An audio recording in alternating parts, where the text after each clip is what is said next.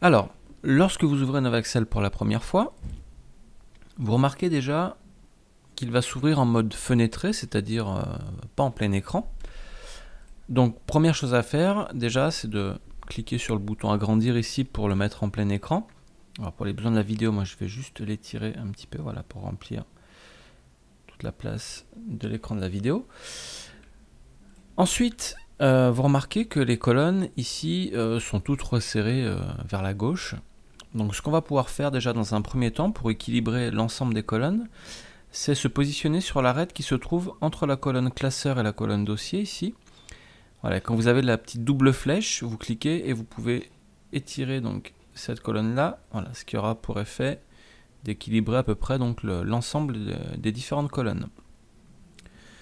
Ensuite, vous pourrez éventuellement équilibrer individuellement entre chaque colonne, entre les rayons et le classeur, l'armoire et le rayon, etc. à votre convenance. Et une fois que vous aurez trouvé un affichage qui vous convient, nous allons utiliser le menu affichage options, ensuite onglet apparence, et c'est le bouton donc sauver les positions qui va permettre d'enregistrer l'affichage tel que vous l'avez paramétré. Donc ici je clique sur sauver les positions, je valide et je referme la fenêtre d'options. Ce qui fera donc que normalement dès que je relance Novaxcel, automatiquement il se rouvrira dans les positions que j'ai sauvegardées.